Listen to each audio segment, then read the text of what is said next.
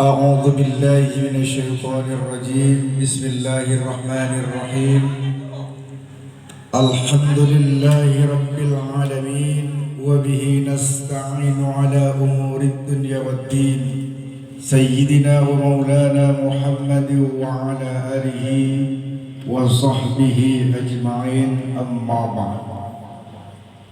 Yang saya hormati Bapak Haji Erwin Bahrudin selaku BM dari Tanur Mutmainatur Tangsel. Yang saya hormati Ibu Ustazah Hajah Umi Titin beserta seluruh jamaahnya.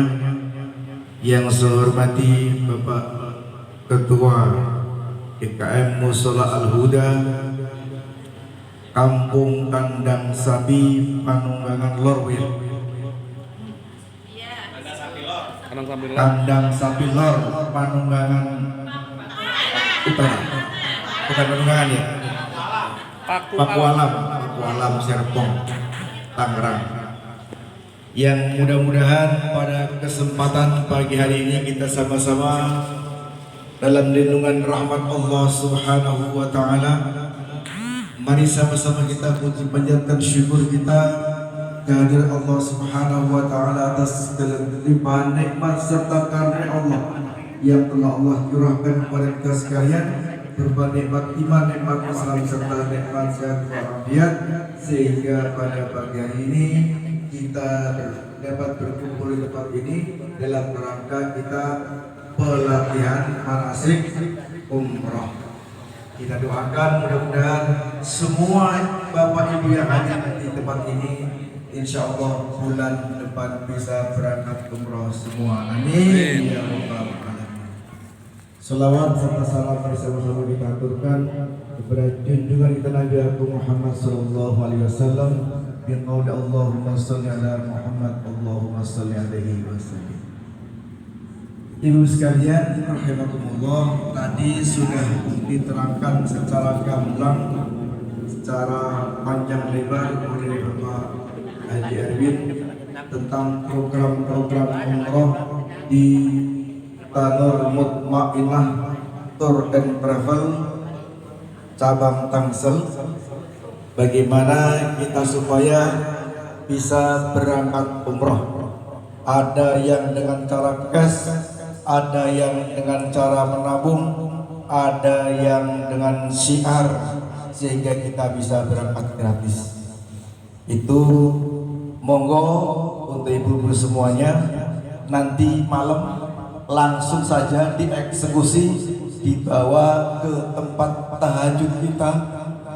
Masya Allah Bu, aku ngomong begitu langsung merinding badan saya ini. Ketika bilang ke ibu monggo dibawa ke tempat sajadah kita, tempat tahajud, rasanya merinding. Kemudian di tempat tahajud itu, di atas sajadah kita adukan apa yang menjadi keinginan kita kepada Allah Subhanahu wa taala, agar Allah segerakan kita bisa menuju Baitullah, rumahnya Allah yang suci, yaitu di Makkatul Mukarramah, di Masjidil Haram. Ibu sekalian, kenapa kita sih selalu dianjurkan oleh Allah dan Rasulnya untuk melaksanakan ibadah haji maupun ibadah umrah? Karena apa? Al-Hujjaz wal Ummaru wafdullah. Orang-orang yang melaksanakan ibadah haji maupun orang-orang yang melaksanakan ibadah umroh adalah wafdullah. Siapa itu wafdullah? Tamu-tamunya Allah, tamu-tamunya Allah Subhanahu wa taala. Kalau kita orang yang melaksanakan ibadah haji dan ibadah umroh dianggap sebagai tamunya Allah, kemudian siapa penerima tamunya? Otomatis penerima tamunya adalah Allah Subhanahu wa taala. Sebagai penerima tamu tentunya Allah sangat tahu bagaimana cara menjamu tamu-tamunya. Cara menjamu tamunya Allah berikan keutamaan dalam melaksanakan ibadah haji maupun ibadah umrah. Oleh karena itu Bapak sekalian, pada kesempatan ini izinkan saya untuk sedikit menyampaikan tentang fadilah haji maupun umrah. Rasulullah SAW telah bersabda, al-umratu ilal umrati kaffaratul lima bainahuma. Umroh yang satu dengan umroh yang lainnya adalah penggugur dosa-dosa kita. Oleh karena itu Bapak Ibu sekalian, kalau kita diajak untuk melaksanakan ibadah haji maupun ibadah umroh, jangan beralasan, saya belum pantas, karena saya masih banyak dosa. Jangan demikian Bu ya, karena di Masjidil Haram, di Baitullah itu bukan tempat pembalasan dosa kita, tetapi tempat untuk pengampunan segala dosa. Oleh karena itu ibadah umroh maupun ibadah haji adalah untuk menggugurkan dosa-dosa kita yang telah lalu. Apabila di tanah air kita sering melakukan dosa, mungkin dosa-dosa yang kadang-kadang tidak kita sengaja, menggunjing tetangga, menghibah, menyakiti hati tetangga kita, saudara kita, dan seterusnya. Itu jangan khawatir, karena di tanah suci adalah tempat untuk melebur segala dosa-dosa kita. Kemudian janji Allah, al-hajjul mabrur laisa lahu jazaa'un illal jannah. Haji yang mabrur atau umrah yang mabrur, pahalanya surganya Allah Subhanahu wa ta'ala. Jadi Bapak Ibu kalau pengen dapat surga gampang. Pengen dapat surga gampang. Berangkat umrah. Pengen dapat surga berangkat haji. Modalnya nggak punya Pak, nabung boleh, bisa nabung. Kalau mencicil tidak dianjurkan ya, tidak terlalu dianjurkan, tapi bisa di Danur Mutmainah. Kalau kita bisa, supaya bisa cash, kita nabung mandiri, kemudian nanti kita langsung bayar berapanya, bisa berangkat haji maupun umrah. Bapak sekalian rahimakumullah, itu hal pertama, jamuan Allah kepada kita orang yang melaksanakan ibadah haji maupun umrah. Itu pertama, dihapuskan segala dosa. Yang kedua, mendapatkan pahala surganya Allah Subhanahu wa ta'ala, langsung dari Allah Subhanahu wa ta'ala. Kemudian yang kedua, bahwa pahala orang yang melaksanakan sholat 5 waktu di Masjidil Haram maupun di Masjid Nabawi, pahalanya sangat luar biasa Bapak Ibu. Kalau kita di sini sholat sendiri pahalanya 1 derajat. Kita sholat berjamaah di Musola Al-Huda pahalanya 27 derajat. Sesuai dengan hadis Nabi kita Muhammad SAW. Tetapi juga Rasulullah memberitahukan kepada kita bahwa pahala orang yang melaksanakan ibadah sholat fardu secara berjamaah di Masjidil Haram, pahalanya sangat luar biasa. Berapa? Yaitu Allah berikan pahala 1 kali sholat berjamaah di Masjidil Haram 100.000 kali lipat. Sekali kita sholat sama dengan 273 tahun sekitar itu. Nyampe nggak Bu umur kita? Nyampe nggak? Nggak nyampe. Maka itulah jamuan Allah kepada kita orang yang melaksanakan ibadah haji maupun ibadah umrah. Kemudian kalau kita sholat berjamaah di Masjid Nabawi, pahalanya 1000 kali lipat. Yang ketiga, fadilah ibadah haji maupun ibadah umrah akan dijauhkan dari kefakiran hidup. Dijauhkan dari kefakiran hidup.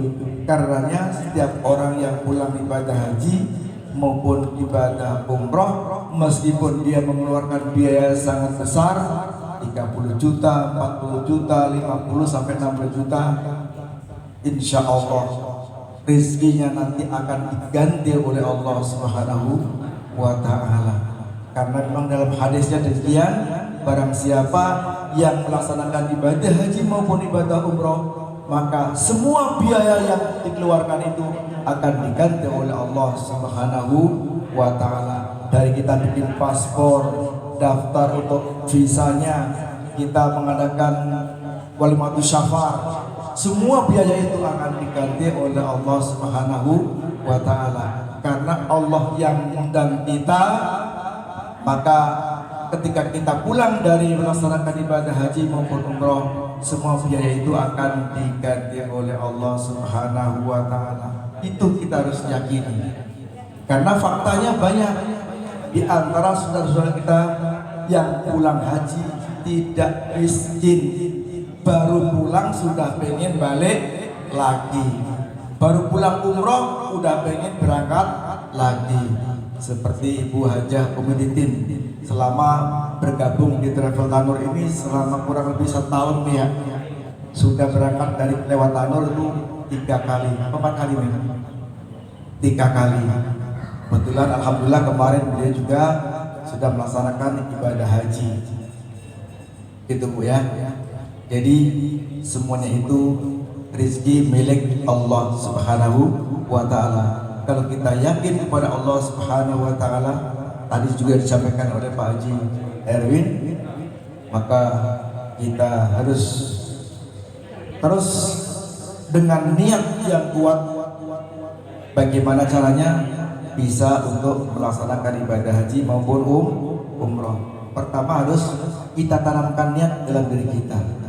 Karena Bapak Ibu, sebesar apapun harta yang Bapak Ibu miliki, tetapi kalau tidak ada niat, tidak akan sampai kaki kita bisa melangkah ke Baitullah. Meskipun kita punya rumah yang megah, mobilnya mewah, tanahnya luas, hartanya banyak di bank-bank, tapi kalau tidak ada niat, tidak akan sampai, saya yakin. Tetapi kalau Bapak Ibu meskipun usahanya pas-pasan, tadi sudah sampaikan, dengan cara menabung sedikit demi sedikit. Ada Ibu Sarma yang penjual tape uli, yang katanya setiap hari pengen nabung 20.000, tetapi faktanya baru 7 bulan bisa berangkat umroh. Itu karena daripada izin Allah Subhanahu wa ta'ala. Ketika niat itu sudah kita tanamkan dalam hati kita, maka mesin rezeki itu Allah yang menjalankannya, insya Allah. Demikian Bapak Ibu sekalian, sebagai pembuka untuk nanti kita melaksanakan praktek manasik umroh, itu tentang fadilah ibadah haji maupun umroh. Insya Allah kita akan semuanya menjadi tamu-tamunya Allah Subhanahu wa ta'ala, sehingga kita bisa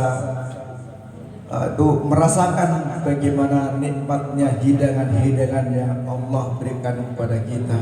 Hidangan Allah tadi apa?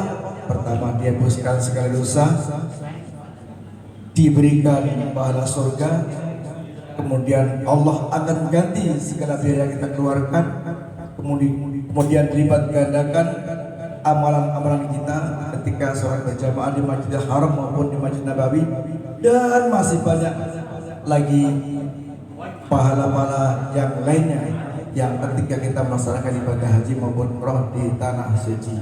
Termasuk diantaranya bahwa segala apa yang kita inginkan, segala apa yang kita panjatkan kepada Allah, maka Allah akan kabulkan. Makanya di sana ketika nanti kita ketemu dengan namanya Raudhah, dengan Maqam Ibrahim, dengan Hijri Ismail, tempat-tempat yang mustajabah, kita harus banyak-banyak bermunajat, mohon kepada Allah Subhanahu wa ta'ala agar segala dosa-dosa kita diampuni oleh Allah, agar keluarga kita dijaga oleh Allah, anak-anak kita dijadikan anak-anak yang soleh-solehah, keluarga kita dijadikan keluarga yang sakinah, mawaddah, warahmah, usaha kita diberikan kelancaran dan kemudahan oleh Allah Subhanahu wa Ta'ala. Amin amin ya rabbal alamin.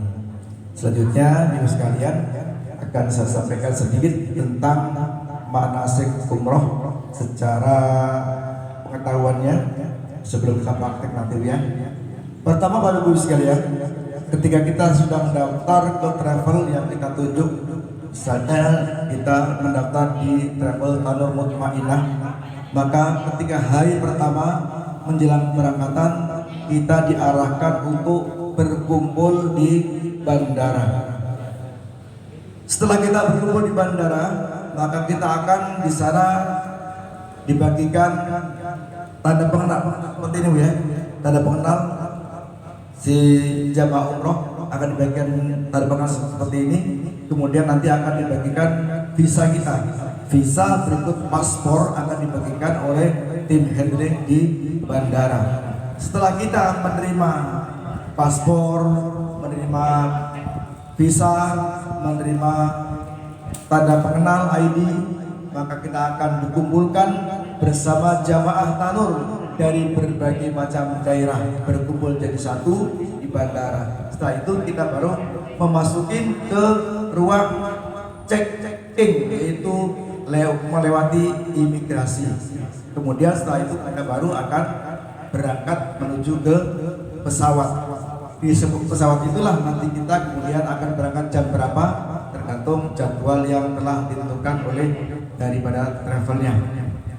Ketika kita sampai di Jeddah ataupun kita sampai di Madinah Bapak Ibu, karena kita orang Indonesia biasanya kalau umroh pertama langsung ke Madinah terlebih dahulu. Kita di sana akan dijemput oleh seorang mutawif namanya. Seorang mutawif itu nanti yang akan menunjukkan kepada kita kemana kita akan menuju, ke hotel atau ke di Madinah akan kemana, semua itu akan dibimbing oleh mutawif kita. Kemudian di samping ada mutawif dari tanah air, kita juga didampingi oleh seorang TL namanya, tim leader ya, tim leader. Jadi akan didampingi oleh tim leader kita, nanti juga akan disambut dengan oleh mutawif yang akan mengantarkan kita dalam pelaksanaan ibadah umrah tersebut. Ketika sampai di Madinah, kita langsung akan dibawa menuju ke hotel-hotel kita, ke kamar-kamar kita. Jadi nanti Bapak Ibu sekalian, ketika sampai di pesawat, itu koper-koper yang dibawa ketika pelaksanaan ibadah umrah itu langsung ditangani oleh tim handling. Kita tidak megang koper yang gede, tidak. Kita hanya megang tas kecil saja. Kemudian nanti sampai di hotel, di depan kamar, barulah ketemu dengan koper-koper yang kita bawa untuk pakaian ganti dan lain sebagainya. Setelah itu di hari pertama nanti di Madinah, kita akan diarahkan untuk bersama-sama melaksanakan sholat fardu berjamaah di Masjid Nabawi. Kalau kita datangnya malam mungkin ya subuh berjamaah, kalau kita datangnya siang mungkin dari zuhur ataupun asar siang. Setelah itu kita akan diarahkan, dibawa untuk menuju ke Taman Raudhah. Taman Raudhah itu adalah disebutnya sebagai taman-taman surganya Allah Subhanahu wa Ta'ala. Dulunya tempat bermainnya Rasulullah. Posisinya saat sekarang di Masjid Nabawi itu berada dalam lingkungan Masjid Nabawi. Taman Raudhah itu di antara makom Rasulullah dengan mimbar Rasulullah, itu disebutnya Raudhah. Di situ kita semuanya berebut untuk masuk ke Taman Raudhah. Sampai di Raudhah kita ngapain? Kita dibolehkan untuk melaksanakan sholat sunnah. Kemudian kita juga dianjurkan untuk banyak-banyak berdoa, mohon kepada Allah Subhanahu wa Ta'ala, karena di Taman Raudhah itu merupakan tempat yang sangat mustajabah. Kemudian hari berikutnya Bapak Ibu sekalian, kita oleh mutawif akan dibawa untuk Tour City. Tour City kemana? Pertama kita akan diajak untuk melihat-lihat makam baqi, makamnya para sahabat Nabi